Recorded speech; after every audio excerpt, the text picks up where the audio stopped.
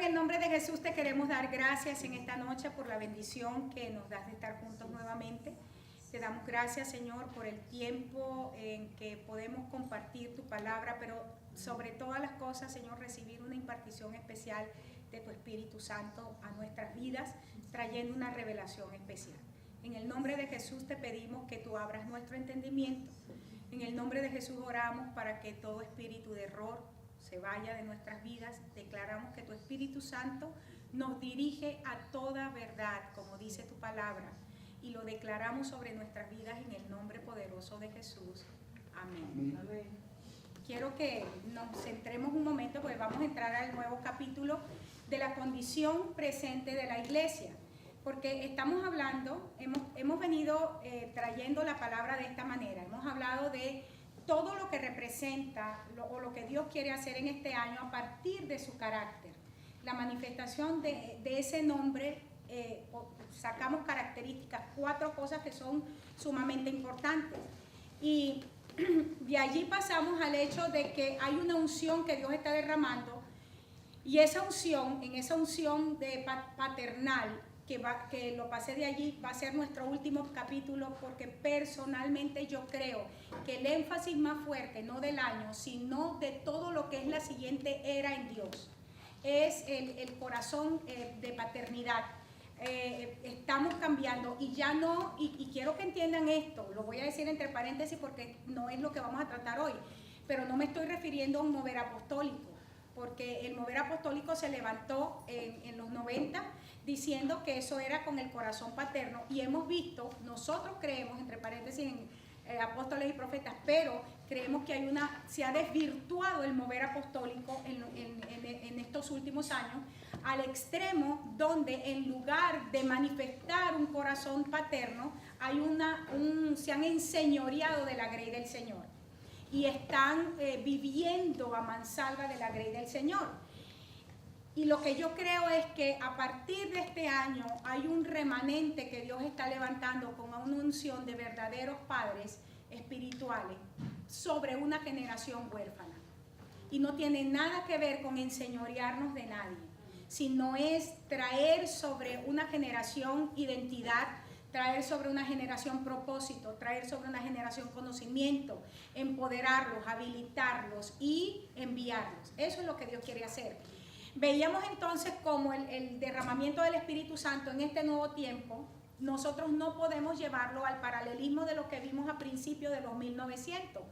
Y con esto no estamos desvirtuando lo que Dios hizo a principios del siglo XX, sino por el contrario, lo que estoy diciendo es que a diferencia de lo que ocurrió, si nosotros somos sabios en Dios y aprendimos la lección, nosotros no vamos a encapsular a Dios, no vamos a encerrar a Dios en un paradigma que tiene que ver con formas, en un paradigma que tiene que ver con lo externo, ni tampoco, muchísimo menos, encerrar lo que Dios está haciendo, decir que le corresponde solo a un grupito de personas.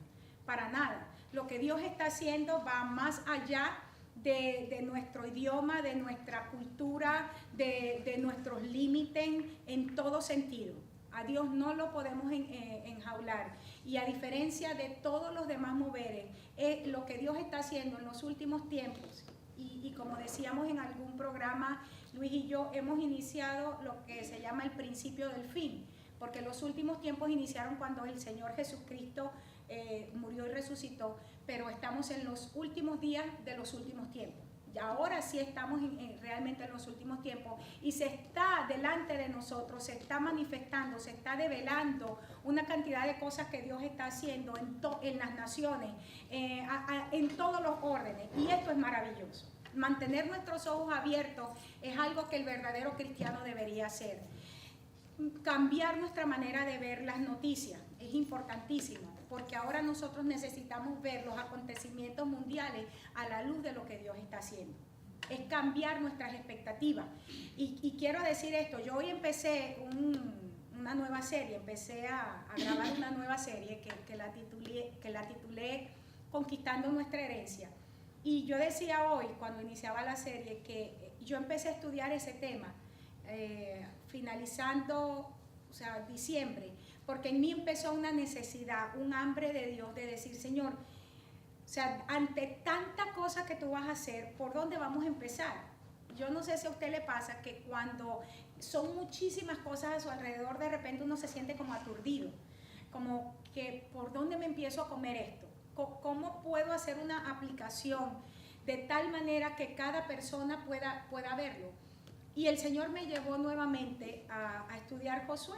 Y es increíble cómo yo he hecho no sé cuántos estudios sobre Josué. Y cuando el Señor me volvió a llevar ahí, yo dije, oye, yo sé que la Biblia, que la palabra es infinita, solo que a veces uno se cuestiona, ¿qué más, no? Si lo he estudiado tantas veces. Y una de las frases donde el Señor me ha parado por tantos días es en Josué 3:3, cuando le dice, quiero que sepas, Josué, que el camino que tú vas a caminar ahora, a transitar, es un camino que nunca nadie antes había transitado. Y le establece un principio, le dice, van a tener que seguir el arca, van a tener que estar mirando al arca, porque el arca era el que le iba a mostrar el camino que ellos tenían que caminar.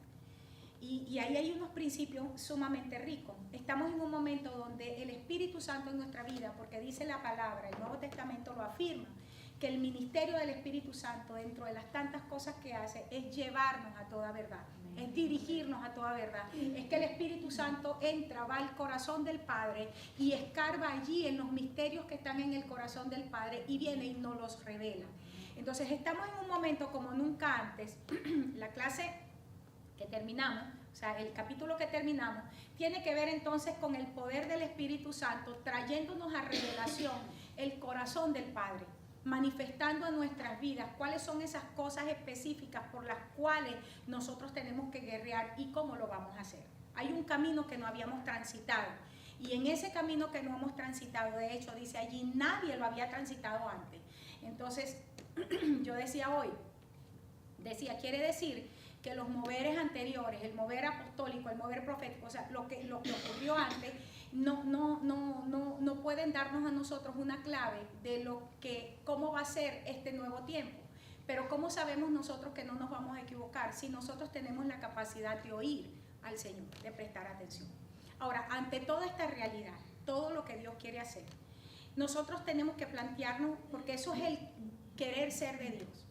¿A dónde nos quiere llevar? Lo hemos visto hasta este día. Y hoy vamos a iniciar el capítulo donde vamos a ver la radiografía de la iglesia.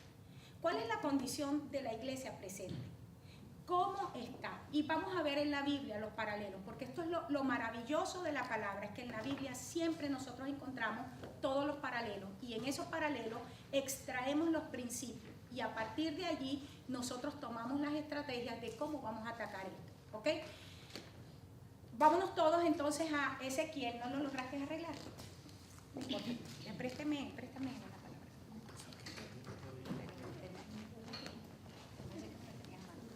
Vámonos todos a Ezequiel 37. Ezequiel 37.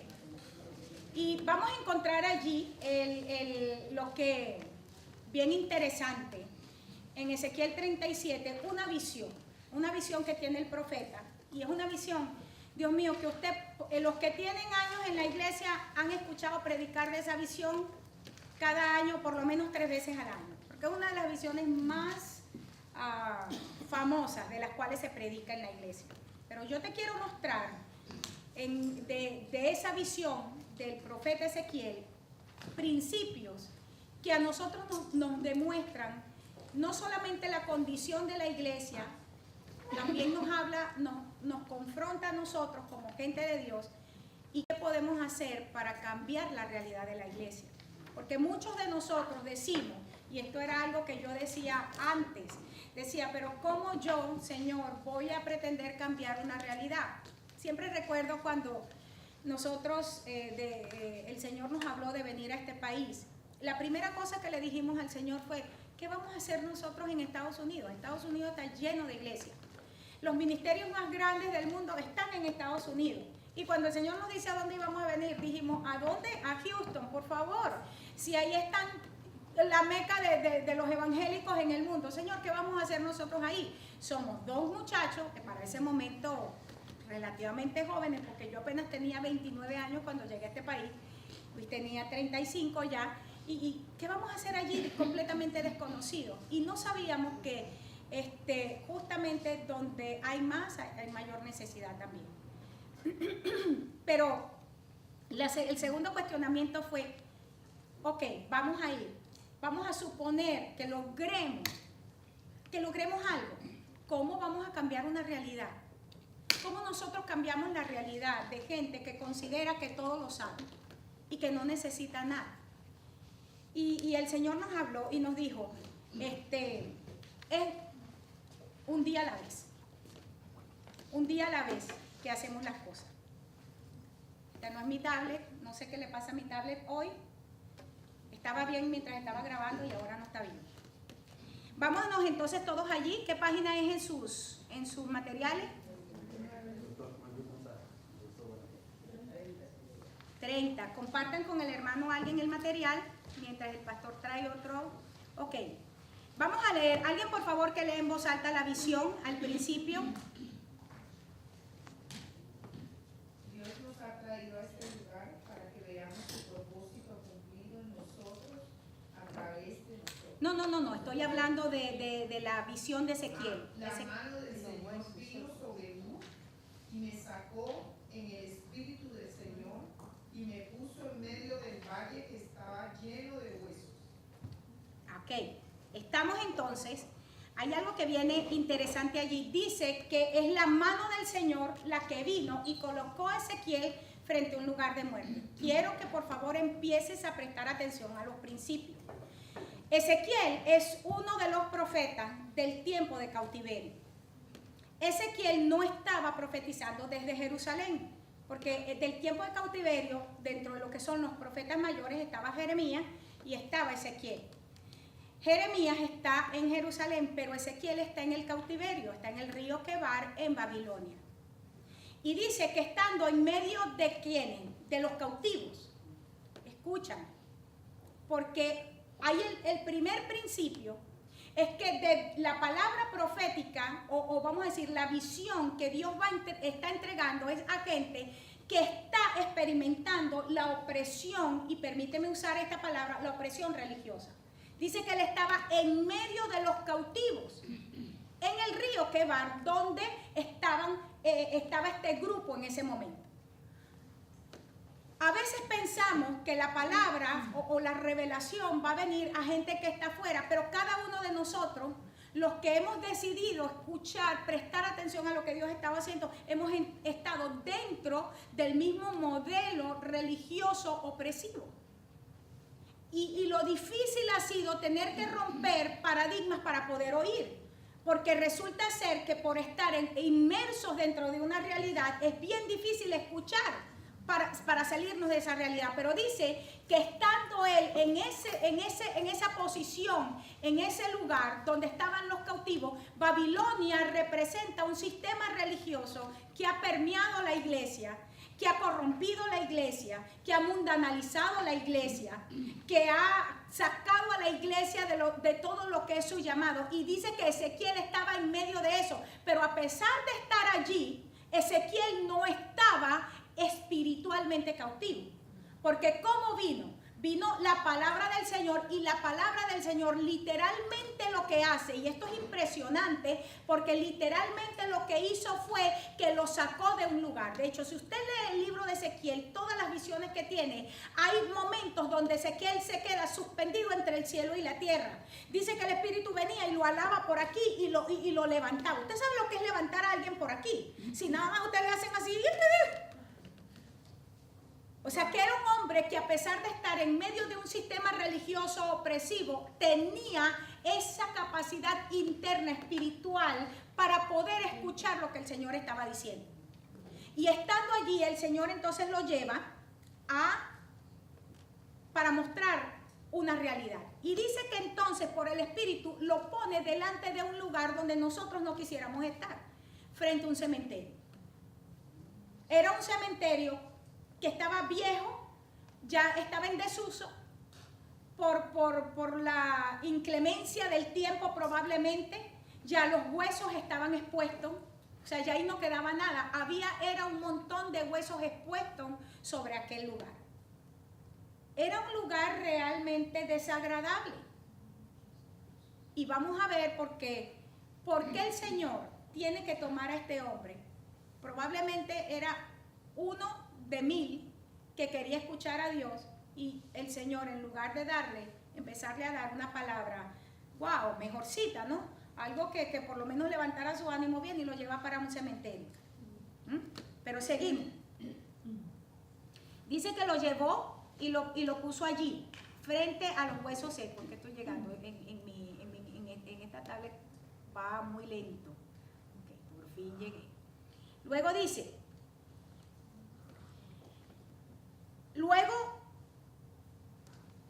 o sea, lo introduce al lugar donde él, váyanse al punto 3.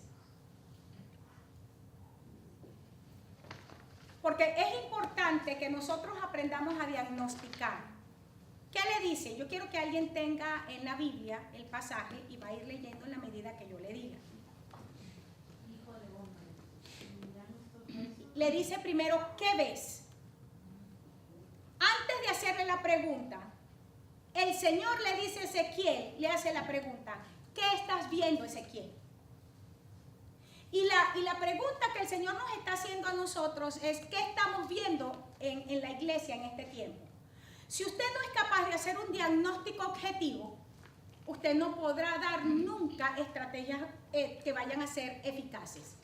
Si usted va al médico y el médico le da cualquier diagnóstico, usted viene y le dice, a mí me están doliendo las rodillas. Y empieza el médico, ay, mira, eso de repente es tensión alta. ¿Ah? ¿Qué tiene que ver la tensión alta con la coyuntura, verdad? Y entonces dice, vamos a mandarle algo para bajarle la tensión. De repente usted tiene problemas de tensión elevada, pero nunca le va a quitar el dolor del hueso. Un diagnóstico empieza diciendo, vamos a revisar, por ejemplo, ácido úrico. Vamos a ver cómo está tu dieta. Probablemente está sobrepeso o es un problema de venas. ¿Me está entendiendo? Pero si el médico empieza a tratar de hacer un diagnóstico que nada tiene que ver, ¿cree que la medicina va a resultar? Para nada. El Señor nos está diciendo a cada uno de nosotros, porque nosotros somos hoy esa voz profética, ¿qué estamos viendo? Y si algunos son demasiado religiosos, oh, es tu pueblo, Señor. Oh, Dios, el pueblo por el cual tú has muerto. Así es, todo eso lo sabe el Señor. Y te está preguntando, ¿pero qué estás viendo tú? ¿Qué estás mirando tú? Y Ezequiel tuvo que decirle un montón de huesos secos. ¿Cuál es la condición de la iglesia? ¿Por qué es que la gente piensa que yo soy demasiado seco, demasiado dura? Porque si a mí me preguntan, y es lo que siempre estoy haciendo, ¿cuál es el diagnóstico de la iglesia? Tenemos un serio problema. Tenemos una iglesia babilónica. Tenemos un liderazgo que está más interesado en tener una vida con un estatus que no pueden sostener, y entonces a causa de que no pueden sostener ese estatus, no pueden sostener ese nivel de vida, entonces ¿qué hacen? Roban a mansalva al pueblo, se aprovechan del pueblo. Hay una mercadería de la unción. Hemos sacado el nombre de Jesús porque no es conveniente, porque no es popular, porque no es políticamente correcto. Hemos devaluado nuestros principios espirituales y hemos asumido los principios del mundo.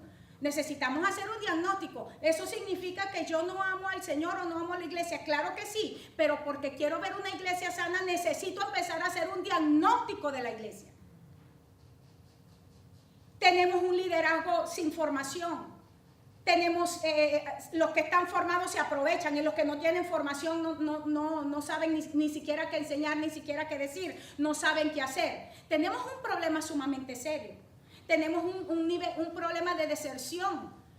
Los jóvenes de la iglesia, los jóvenes de las congregaciones se están yendo. Después de cierta edad se están yendo porque la iglesia no responde a sus necesidades ni a sus cuestionamientos. Tenemos serios problemas. Y el Señor le dice, ¿qué ves? Entonces lo primero que necesitamos es hacer un diagnóstico objetivo de dónde estamos parados. Ahora estoy hablándole a cada uno de ustedes como un liderazgo de la iglesia. Usted podrá decirme, ay hermana, pero yo todavía estoy aquí apenas dando clases con la dominical a los niños más chiquitos. No importa. No importa dónde estás tú en este momento, el Señor nos está llamando a todos. Ezequiel estaba en medio de los cautivos.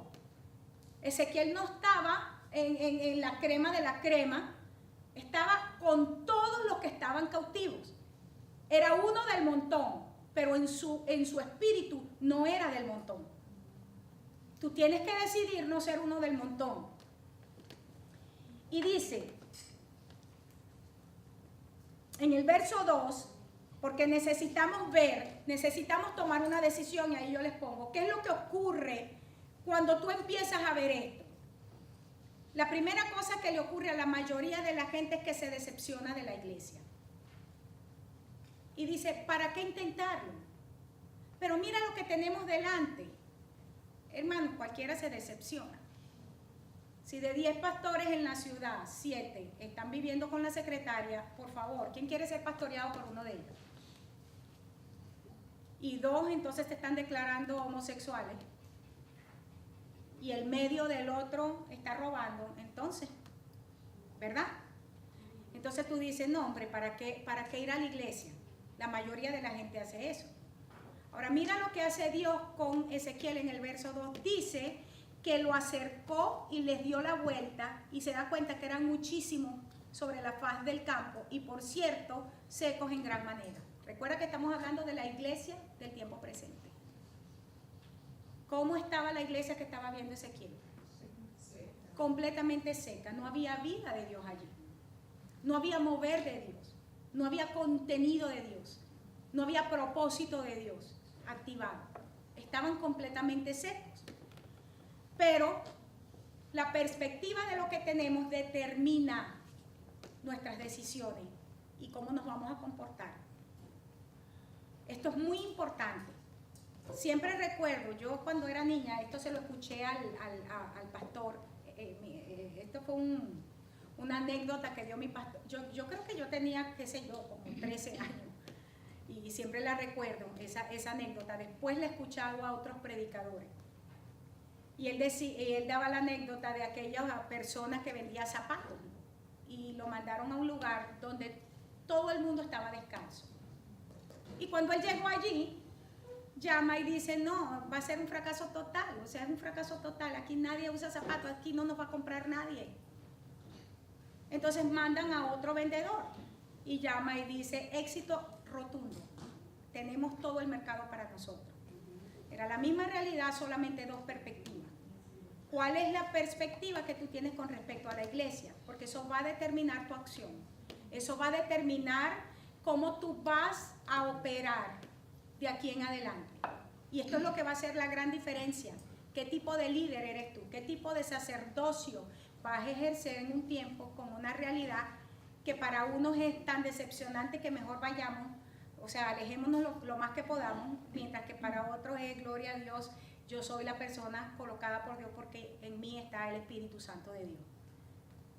Y sigue diciendo, entonces, en el verso 2 dice que lo hizo pasar en derredor y he aquí eran muchísimos sobre la faz de la tierra, sobre la superficie del valle y estaban muy secos. Verso 3, y me dijo, hijo de hombre, ¿vivirán estos huesos? Y yo respondí, Señor, tú lo sabes. Dios sigue haciendo la pregunta, ¿tú crees que la iglesia tal como la ves puede convertirse en lo que yo he dicho que va a ser? Porque hay palabra profética. La Biblia establece que la generación de Dios de los últimos tiempos es una generación sin paralelos en la historia. Es una generación con celo de Dios. Es una generación radical. Es una generación que tiene la capacidad para ver como Dios ve, para declarar como Dios declara, para guerrear con la fuerza del Señor, para destruir lo que tiene por delante, que se levanta y que quiere impedirle avanzar. Ahora, piensen en esa palabra y piensen en la realidad que tenemos. ¿Cuánto nos falta para llegar allí? Gracias. Por eso es que cuando a mí me dicen que esta generación no sirve para nada, pues mi perspectiva humana dice verdad. Dios mío, es una generación que le enseñas y vive aburrida, todo el tiempo está a puras penas si saben lo que necesitan para diario, no conocen la historia ni de la nación, mucho menos pedirles que sepan historia de otras naciones, no saben leerte un periódico, no saben hacer un análisis político, no saben hacer un análisis económico. Y entonces cuando uno ve eso dice, ay no, ¿de qué va a ser esta generación? Ahora, tú puedes tomar esa realidad o puedes decidir que lo que Dios ha dicho sobre esta generación va a venir a cumplimiento y tú vas a ser un instrumento en las manos de Dios para llevar a esa generación a lo que Dios ha dicho de ellos. Amén. O sea, hay una diferencia. ¿Qué es lo que estás mirando? Es como el padre que tiene enfrente a un hijo o a una hija con problemas de vicio, con que es desordenado, que es flojo, que no quiere estudiar. Y aquel padre tira los brazos y dice, está bien, pues me doy por vencido, lo dejo así. O el mismo padre ve al mismo hijo y dice, no, aquí hay genes míos, aquí hay, de lo que Dios me dio a mí, aquí hay. Entonces de lo que hay, eso es lo que yo voy a sacar. Amén. Yo a mis hijos siempre les digo, quieras o no, voy a sacar de ti lo que Dios dijo. Te guste o no, lo voy a sacar. Porque hay una parte que yo tengo, hay una autoridad que Dios me ha dado, te guste o no, te lo voy a sacar. Y cuando tengo hijos espirituales que se me ponen así, se los he dicho sí o no. Quieras o no, voy a sacar de ti lo que Dios dijo que quieras. A menos que te vayas para el otro lado del mundo, está bien, y te alejes de mí, pero de todas maneras voy a seguir orando por ti. Señor, no lo dejes donde esté. Allá, no lo dejes dormir, tíralo de la cama, es lo que tengas que hacer. Pues sí, ¿verdad? Pues sí, hay que hacer, a nosotros nos corresponde un trabajo. Entonces, ¿qué es lo que tú? No, pero bendícelo en la bendición de Dios es llévalo donde tienes que llevarlo, ¿verdad? Llévalo donde lo tienes que llevar y saca lo mejor de ellos. Entonces, estamos frente a la realidad, volvemos a lo mismo. Y el Señor nos está preguntando, ¿tú crees que la iglesia, en la condición que está, podrá vivir? ¿Tú crees que la condición en la iglesia en la que está podrá recibir de parte del Señor? Y Ezequiel le dice al Señor, solamente tú lo sabes. ¿Por qué? Porque para ese momento Ezequiel todavía era parte de una realidad. ¿Dónde estaba Ezequiel en el momento que el Espíritu lo toma? ¿Dónde estaba? Estaba en Babilonia con los cautivos. Antes de nosotros poder decir, yo sí creo que Dios puede hacer algo aquí, yo necesito romper cautividad en mi vida. Y no estoy hablando desde la perspectiva religiosa, por favor. Porque enseguida lo llevan a que no puedo hacer nada si no vivo en santidad. Yo no estoy hablando de ese concepto religioso que ustedes han manejado. Pero es muy difícil que yo le enseñe a alguien cómo desarrollar una visión si yo no tengo visión. Es muy difícil que yo enseñe a alguien a cómo caminar en disciplina si yo no tengo disciplina. Es muy difícil que yo pueda ministrar sobre alguien paz si yo no sé lo que es paz. Es muy difícil que yo le enseñe a alguien a ser exitoso o a caminar con éxito a pesar de que no hay recursos de ninguna parte si yo nunca lo puedo hacer. ¿Entiende? Nosotros solamente damos lo que nosotros tenemos.